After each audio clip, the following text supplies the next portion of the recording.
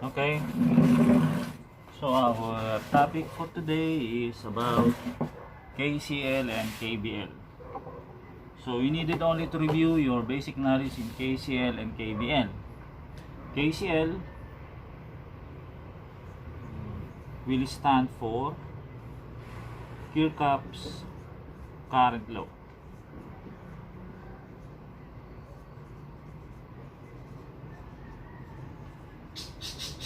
Or in some other books, this is Kirchhoff's point law, which states that the sum of currents entering and leaving a certain node is 0. That is, the sum of currents leaving a certain node is also equivalent to the sum of currents entering in the same node is always equal to 0, or the summation of currents is 0, because if you will try to transfer this in the other side, it will also become 0 since the two summations of currents are 0. Okay, next is, let us try to define a node. What is a node? In circuits, we usually define a node as a connection of 3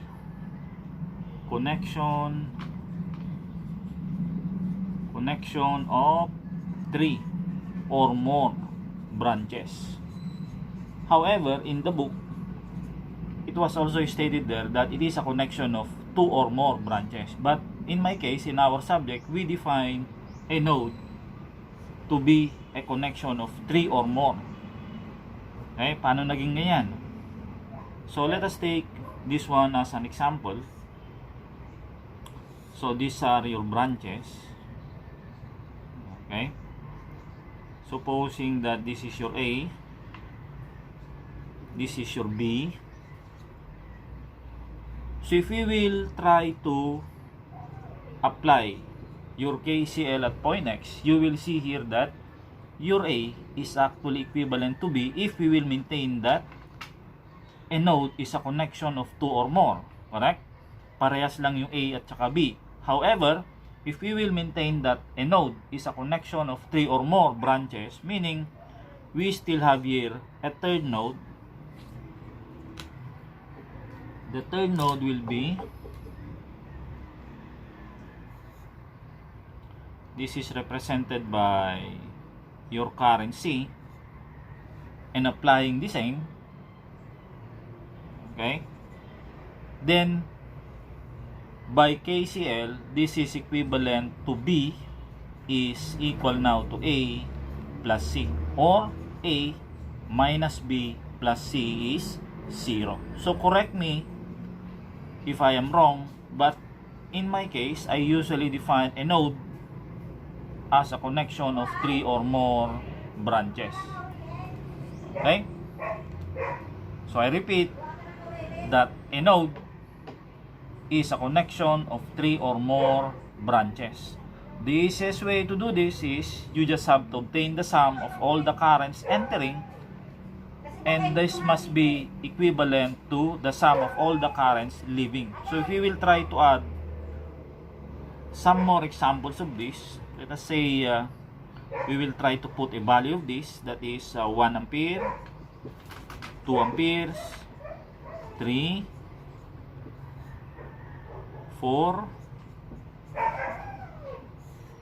5, and the other one is 6. Then we try to apply your KCL, Kirchhoff's current law at point X. All the currents entering at point X will be, that is your 5 amperes, your current which is 2 amperes, your current which is 4 amperes, and also if you try to obtain the sum of all the currents going out, which is 1 plus 3 plus 6. How do you know whether your KCL equation that you have here is correct? All you have to do is to count the number of terms here. There are 6 terms. You must have 6 branches. 1, 2, 3, 4, 5, and 6. This is the easiest way to interpret and apply your KCL. Meaning, you can only apply your KCL in a node that has 3 or more branches. Okay? Next, let's have your KVL. KVL stands for your Kirchhoff's voltage law. Okay? Before we will attempt to define your Kirchhoff's voltage law, let us first define how do we express your Kirchhoff's voltage law in terms of an equation. That is the summation of IR drops plus the summation of EMFs is always equal to 0. Okay? Let us take, for example, this one. Summation of IR drops. Since this is a summation, just like what we did under the KCL, that we have the plus and minus sign there, when we say IR drops, this is either a voltage drop or a voltage rise. Voltage drop, and the other one is a voltage rise. Okay, how do we know if it is a voltage drop? Because if it is a voltage drop, this is negative, and if it is a voltage rise, this is positive. How do we know if that is a voltage drop or a voltage rise? Considering an IR drop. So if that is an IR drop, this is your resistance R. Okay, supposing that this is your current, that is your I. Your current enters into the positive terminal and it will leave the negative terminal. So your V here is this. And you are tracing it from left to right. For example, this is the way you trace your IR drop. This is the way of your KVL. So from plus to minus, this is a voltage drop. That is one method. First method, you take a look in the way you trace your KVL loop. If it is from plus to minus, this is a voltage drop. And if it is a voltage drop, that is negative. Of course, if you are tracing it the other way, it will be different. So from plus to minus, that is a drop in voltage and it is negative. If it is the other way,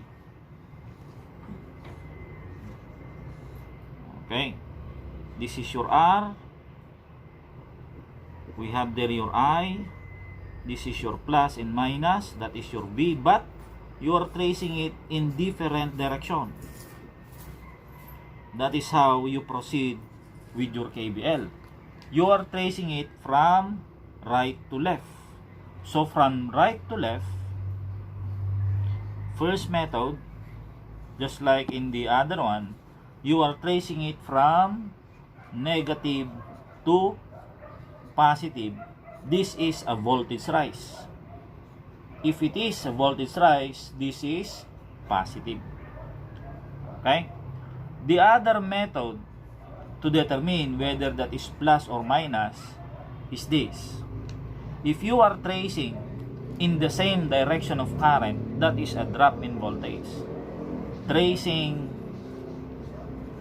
your KVL in the same direction of I, then this is a drop in voltage. Consequently, if you are tracing against the direction of current, you are tracing against the direction of I, then this is a rise in voltage and it is positive. Nakuha? Okay? So if you try to use your KCL and KVL to solve a problem, you take note of the signs for plus and minus, drops and rises. The same is true if it is a current that is going down, if it is a current that is leaving, or current entering a particular point. This is just a review because I believe you already have discussed this one in P6. Okay?